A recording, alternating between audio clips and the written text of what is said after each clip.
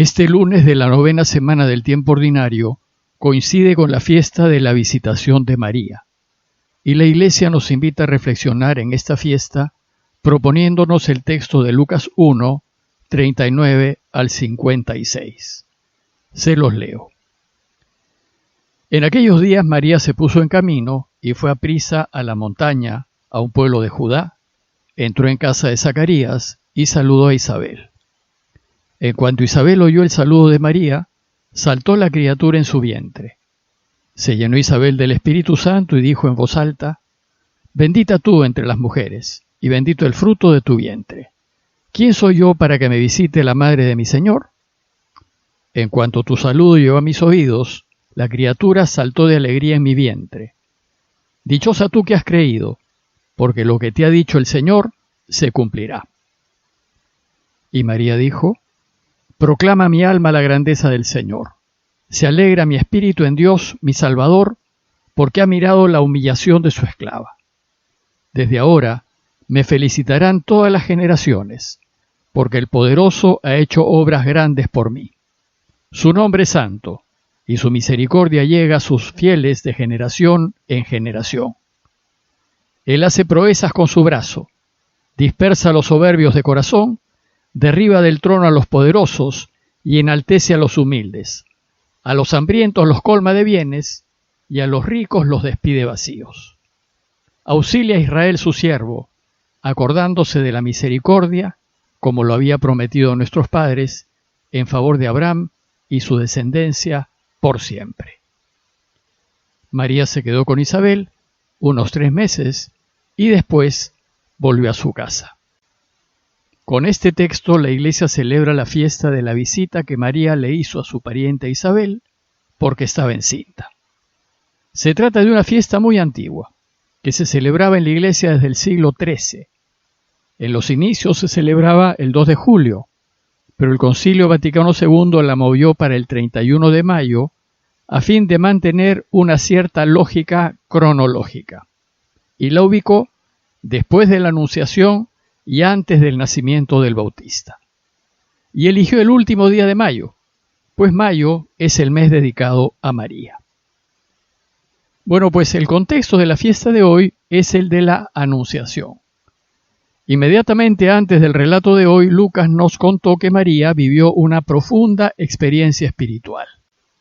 En esta experiencia, el arcángel Gabriel le comunicó el deseo de Dios de que sea la madre de su hijo, al que llamará Jesús. Y en ese diálogo íntimo y profundo con el Señor, éste le hizo saber que su pariente, la anciana y estéril Isabel, estaba encinta y ya tenía 6 meses de embarazo. Esta noticia debió haber sido una verdadera novedad para María, pues en esos tiempos las comunicaciones entre grandes distancias eran muy difíciles. Y entonces, no bien María recibió la noticia del embarazo de Isabel, tomó la decisión de partir a ayudarla. Este gesto inmediato nos muestra la enorme sensibilidad de María y su deseo de partir pronto a ayudar a su pariente, que estaba teniendo que pasar por un embarazo a su avanzada edad. Y así, el relato de hoy empieza diciéndonos que, en aquellos días, María se puso en camino y fue aprisa a la montaña, a un pueblo de Judá. María pues no dudó y partió lo más rápido posible a ayudar a Isabel. María vivía en Nazaret, en Galilea, e Isabel vivía en un pueblito en las montañas de Judea, a una distancia de aproximadamente unos 150 kilómetros. Es decir, se trató de un viaje de más o menos 5 o 6 días de camino. Era como ir a Jerusalén, pues la tradición ha identificado a este pueblito con Ein Karem, que queda a unos 7 kilómetros al oeste de Jerusalén. Sin embargo, a María no le importó las inconveniencias del viaje. Lo que ella quería era ayudar a su familiar en dificultades. Y dice el texto que al llegar al pueblito, entró en casa de Zacarías y saludó a Isabel. Su pariente Isabel estaba casada con Zacarías, que era sacerdote del templo de Jerusalén. Y la llegada de María debió ser para Isabel una enorme y agradable sorpresa, pues justo llegó en el momento en que más la necesitaba. Isabel tenía 6 meses de embarazo y María acababa de quedar encinta por las palabras del ángel. Las dos, pues, estaban esperando. Y ambas habían concebido niños que serán especiales, extraordinarios. Uno, el precursor, y el otro, el Mesías, el Señor. Y ambos trabajarán a la limón para que el Padre pueda reinar. Así es que el encuentro de las dos mujeres fue también el encuentro de Jesús y de Juan. Fue su primer encuentro, pero en esos momentos fue un encuentro en el silencio, desde el seno de sus madres. Sin embargo, según Lucas, Juan demostró su alegría con un salto. Pues dice el texto que en cuanto Isabel oyó el saludo de María, saltó la criatura en su vientre. Juan se movió en el seno de su madre, y eso fue suficiente para que ella, movida por el Espíritu Santo, interpretase el significado de ese salto. Y nos dice el texto que se llenó Isabel del Espíritu Santo y dijo a voz en grito: «Bendita tú entre las mujeres y bendito el fruto de tu vientre. Pues en cuanto tu saludo llegó a mis oídos, la criatura saltó de alegría en mi vientre». Dios Espíritu Santo, cuando nos toca el corazón, nos abre los ojos del entendimiento y nos lleva a descubrir las verdades de Dios. Y lo que Isabel descubre es que María es bendita entre las mujeres y que es bendito el fruto de su vientre. Para Isabel, María ha sido profundamente favorecida por Dios, pues por haber aceptado ser la madre de Jesús, Dios la ha hecho la más grande entre todas las mujeres. Y es la más grande por haber confiado en Dios hasta el extremo, incluso a riesgo de su propia vida. E Isabel se lo dice: «Dichosa tú que has creído, porque lo que te ha dicho el Señor se cumplirá». Creer no solo es asentir a una verdad, sino vivir conforme a ella, implicarse completamente. Pues si realmente crees, vas a vivir de acuerdo a lo que crees. Y María ha creído y ha ofrecido su vida, y como ha creído, lo que ha creído se cumplirá. Y el fruto de su vientre es Dios mismo, que ha decidido hacerse hombre en Jesús para que nosotros volvamos a Él. Entonces Isabel alaba por ello diciendo: «¿Y quién soy yo para que me visite la madre de mi Señor?». Isabel reconoce que el Hijo de María, el recién engendrado, es su Señor, es decir, su Dios. Por tanto, ¿cómo pues no alegrarse con María? En la oración del Ave María, la Iglesia recoge el saludo del ángel: «Alégrate María, llena de gracia, el Señor está contigo». Y le añade el saludo de Isabel: «Bendita eres entre todas las mujeres, y bendito es el fruto de tu vientre».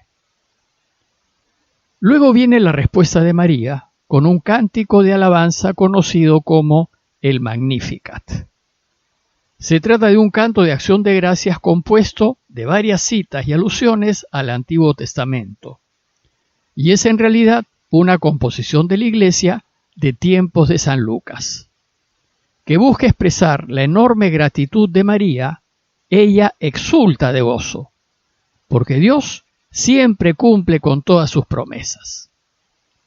Dice el canto: «Proclama mi alma la grandeza del Señor, se alegra mi espíritu en Dios, mi Salvador, porque ha mirado la humillación de su esclava. Desde ahora me felicitarán todas las generaciones, porque el Poderoso ha hecho obras grandes por mí. Su nombre es santo, y su misericordia llega a sus fieles de generación en generación». Detrás de este canto probablemente se encuentra el hermoso canto de la estéril Ana, en 1 Samuel 2, 1 al 10, cuando el Señor le concedió dar a luz al profeta Samuel. El Magnificat expresa cómo Dios se acuerda de los pobres, de los que sufren, de los que están desprotegidos, y cómo los rescata de su penosa situación, los satisface y los colma de bienes. Pero también anuncia que aquellos que no ponen su confianza en el único Dios, sino en sus bienes y sus riquezas, solo recogerán lo que siembran. Y lo que recogerán será dispersión, pérdidas, caídas, vacío, hambre y sobre todo soledad. La soledad de no ser queridos y la soledad de no tener a Dios.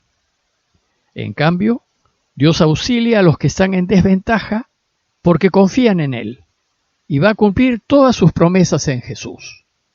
Como dice el texto, acordándose de la misericordia como lo había prometido a nuestros padres en favor de Abraham y su descendencia por siempre.